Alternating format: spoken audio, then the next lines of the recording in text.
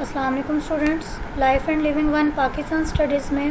ہم لوگوں کا جو چیپٹر کنٹینیوڈ ہے وہ ہے ارض پاکستان۔ ارض پاکستان میں ہم لوگوں کا جو آج کا ٹاپک ہے وہ ہے پاکستان کا نہری نظام، یعنی کہ کینال سسٹم آف پاکستان۔ اس میں ہم لوگ پاکستان کی جو بڑی بڑی نہریں ہیں ان کی ڈسکشن کریں گے۔ اس کے علاوہ دو قسم کی نہریں ہوتی ہیں، ان دو اقسام کے بارے میں پہلے ہم لوگ پڑھیں گے، اور اس کے بعد جو پاکستان کی اہم ترین نہریں ہیں اس کے بارے میں ڈسکشن ہوگی۔ سب سے پہلے نہروں کی اقسام کے بارے میں پڑھ لیتے ہیں۔ بیسکلی نہریں دو طرح کی ہوتی ہیں۔ دو طرح کی نہروں میں جو پہلی قسم ہے وہ ہے آپ کی دائمی نہریں، یعنی کہ آپ کی ڈیوریبل نہریں، اور جو دوسری قسم ہے وہ ہے غیر دائمی نہریں، یعنی کہ غیر مستقل نہریں یا ٹیمپریری نہریں۔ دائمی نہریں بیسکلی وہ والی نہریں کہلاتی ہیں جو کہ مستقل ہوتی ہیں، جن میں سارا سال پانی موجود رہتا ہے اور جن کو آبپاشی وغیرہ کے مقاصد کے لیے بھی استعمال کیا جا سکتا ہے۔ غیر دائمی نہریں بیسکلی وہ والی نہریں ہوتی ہیں جو تب بنائی جاتی ہیں جب پانی کی زیادتی ہوتی ہے، آپ کے ڈیموں میں زیادہ پانی ہو جائے یا آپ کی ضرورت سے زیادہ بارش ہو جائے، سیلاب کا خطرہ ہو، تو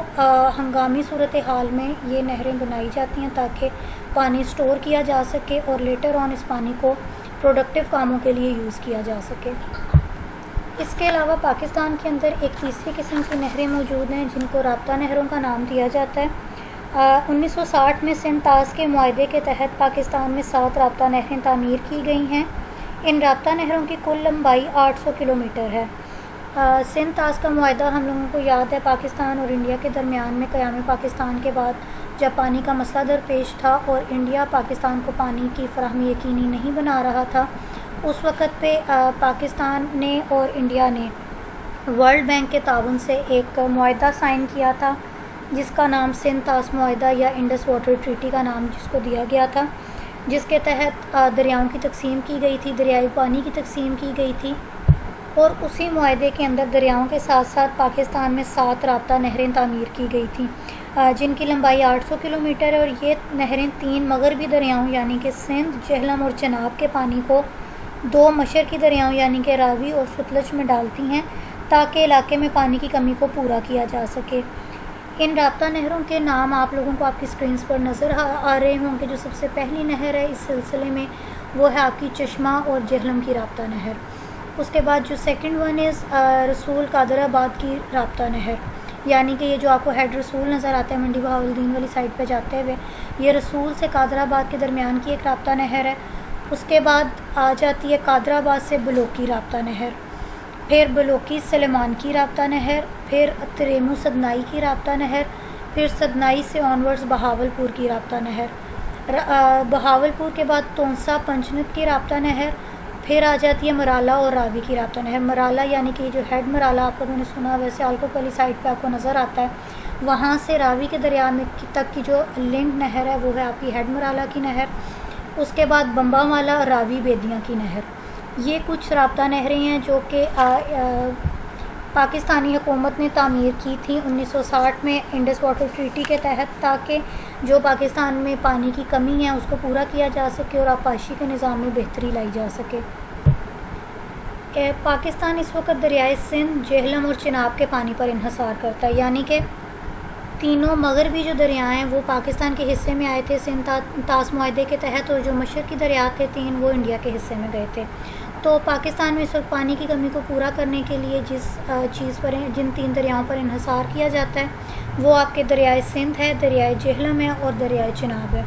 موسم گرما میں ان دریاؤں میں پانی زیادہ اور موسم سرما میں کم ہوتا ہے، کیونکہ گرمیوں میں برسات کی وجہ سے پانی زیادہ ہوتا ہے دریاؤں میں، جبکہ سردیوں میں بارشیں بہت کم یا نہ ہونے کے برابر ہوتی ہیں، اور اس کے علاوہ برف کی وجہ سے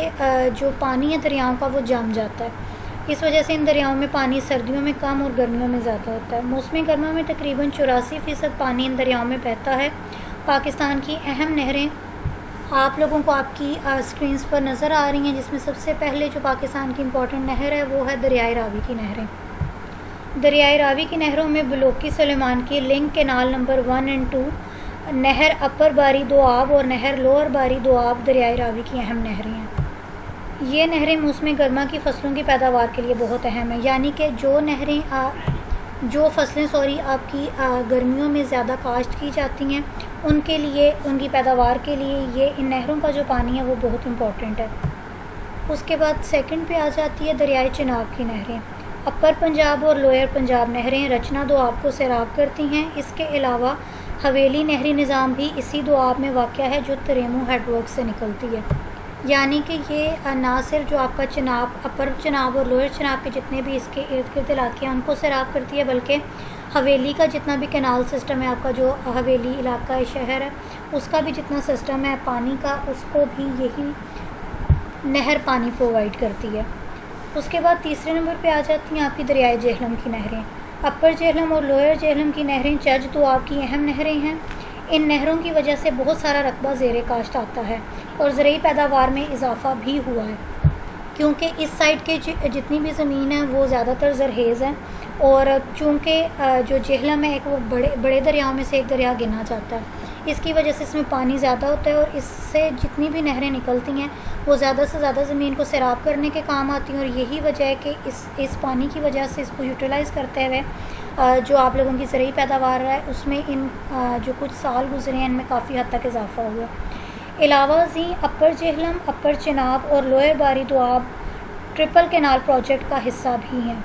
اپر کینال 3 دریاؤں کو آپس میں ملاتی ہے، اسی طرح دریائے جہلم کا جو زائد پانی ہے دریائے چناب میں، اور دریائے چناب کا زائد پانی دریائے راوی میں ڈالتی ہیں، یعنی کہ یہ نہریں نہ صرف آبپاشی کے لیے اور زمینوں کو سیراب کرنے کے کام آتی ہیں، بلکہ اگر جہلم کا دریا بڑا ہے اور اس میں زیادہ پانی ہے، اس کی کیپیسٹی سے زیادہ پانی ہے، تو ان نہروں کے تھرو یا ان نہروں کو یوٹیلائز کرتے ہوئے ایک پراپر لنک یا پراپر وایا بنایا گیا ہے، جس سے جو زائد پانی ہے اس کو چناب میں، دریائے جہلم کا پانی چناب کے دریا میں، اور اگر چناب میں بھی پانی زیادہ ہو جائے تو پھر اس کو فردر دریائے راوی میں یہ والا پانی پہنچا دیا جاتا ہے ان نہروں کو یوز کرتے ہوئے۔ پھر آ جاتی ہیں جی آپ کی دریائے ستلج کی نہریں۔ اس میں آ جاتی ہے دیبال پور کی نہر، مشرق صادقیہ کی نہر، نہر بہاول، نہر میلسی، نہر پاک پتن، نہر قائم پور، نہر پنجنت، یہ تمام نہریں دریائے ستلج کی اہم نہریں ہیں۔ اس علاقے میں ستلج ویلی پروجیکٹ شروع کیا گیا جس کے تحت 4 ہیڈ ورکس تعمیر کیے گئے ہیں۔ یہ ہیڈ ورکس دریائے ستلج پر فیروز والا سلیمان کی اور اسلام کے مقام پر واقع ہیں، جبکہ چوتھا پنجنت پر واقع ہے۔ اس کی وجہ سے نیلی بار اور بہاول پور کا زرعی علاقہ سیراب ہوتا ہے، یعنی کہ دریائے ستلج کی کافی ساری نہریں نکالی گئی ہیں، اور ان کافی ساری نہروں کی وجہ سے ہی ایک بڑا میگا پروجیکٹ سٹارٹ کیا گیا، ستلج ویلی پروجیکٹ، جس کے انڈر 4 ہیڈ ورکس تعمیر کرنے کا یہ پروجیکٹ ہے، اور جس میں سے 2 ہیڈ ورکس کمپلیٹ ہو چکے ہیں اور 2 پہ بھی کام جاری ہے۔ اس کے بعد آ جاتی ہیں آپ کی دریائے سندھ کی نہریں۔ دریائے سندھ کو پاکستان کا سب سے بڑا دریا کنسیڈر کیا جاتا ہے، کیونکہ پانی کے اعتبار سے جو دریائے سندھ ہے وہ سب سے بڑا دریا ہے، اور سب سے زیادہ رقبے پر یہ والا دریا ہی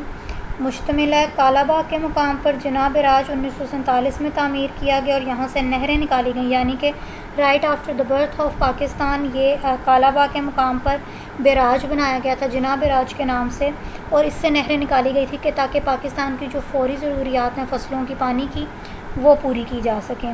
اور اس کے علاوہ جو صحرائی علاقے ہیں وہاں پہ کافی ساری دنیا آباد ہے، جو آپ کے تھر پارکر کے علاقے ہیں، آپ کے تھل کے علاقے ہیں،